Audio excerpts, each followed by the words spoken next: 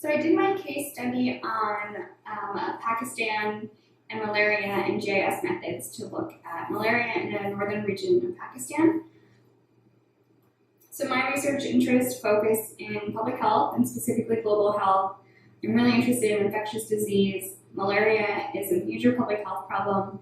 And with that, I'm very interested in the region of Central Tropical Africa. So why malaria? Well, like I said, it's a major public health problem with more than 1 million deaths annually around the world. And within malaria and studying malaria, GIS has provided a lot of valuable insight because it's able to take a lot of different variables like climatic data, rainfall, temperature, humidity, and analyze that across incidents, factoring in other elements such as altitude. So it's a very valuable tool in this space, and so I wanted to look into that more. I chose the Ahmed et al. Paper, even though it is outside of Africa. I thought that the methods used were really interesting and a little bit easier to understand than maybe some of the other papers, and some of the other papers that were about malaria and GIS in Africa had very minimal information on the methods for GIS and focused more on methods of data collection and other, just like larva density or bodies of water, not necessarily the methodology for GIS analysis. So I'm going to go through each of these, the purpose, the study area, etc., for this paper. So the purpose was to describe the spatial patterns of malaria incidence and distribution in the Rawalpindi district in northern Pakistan. It's an area with about 5,000 square kilometers.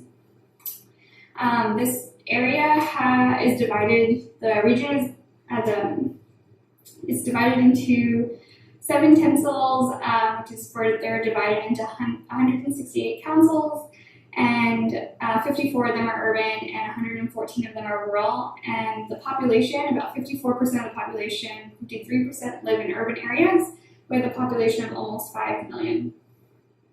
So the data collection used in this paper were 2 different types of data, both the malaria data and then also the meteorological variables.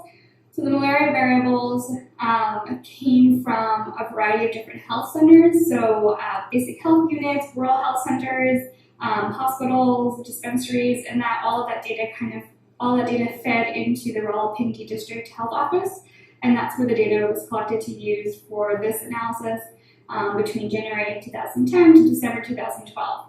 The meteorological data came from the Islamabad Meteorological Department, and it included data on rainfall, humidity, and temperature. So the methods included image classification, that's one of them. Basically, they had 5 images that were tiled that were obtained in 2012. The author does not describe how or where they got this data, but the images underwent a radiometric, sensory, and geometric corrections, and the tiles were mosaic together using ERDAS Imagine and remote sensing editor tool, and 70 points were used to validate and reference the data, and this basically converts the image data into thematic data and was used to identify land use. So this is the image classification. As you can see, there's water bodies. The green areas are low vegetation, high vegetation. There's also agricultural land in red, and like settlements in pink. So the methods continued. They also use hotspot detection. It's a very valuable tool that that allows you to identify areas with low and high concentrations, higher and lower than expected. And essentially, in this study, they're looking at clusters of malaria cases, and the paper used very common Getty's ORG statistic by year to do their hotspot analysis, and they also did hotspot analysis by averaged monthly throughout the 3 years. So the results, the ordinary least squares, the OLS regression, is a fancy statistic that indicated that 49% of the malaria cases, 49% of the variation was due to population literacy ratio, distance to water channels, and population density in the study area. And this is the distribution of malaria cases over the 3 years. The results for the hotspot analysis by year were mostly seen in the central and the southwestern part of the study area of the district. And so you can kind of see in the map, in the dark blue, the areas. And I want to break it down by month because it kind of shows a more accurate picture of like wet and dry seasons in these countries. So this figure 9, shows the distribution of hotspot in the Rawalpindi district by month. And January to March, it's more concentrated in the south, and then it shifts kind of to the northeast by area in May and June, and then in December and for July to December, the hotspots are mostly concentrated in the central part of the study area, and this is basically correlates with the wet and dry monsoon seasons. This data was averaged for the 3 years of the study. So malaria and land use overlay analysis indicated that land use mostly relate with low vegetation, agriculture, and water bodies, which is not an unusual finding for malaria.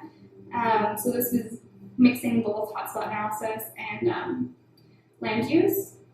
And so this paper concluded a couple different things. The first and foremost, they didn't go into great detail about it, but basically this paper kind of confirms a lot of previously cited information about malaria having high correlations with like weather, temperature, humidity patterns. And so basically the purpose of the study was to describe the distribution of malaria in this district, and that's exactly what it did.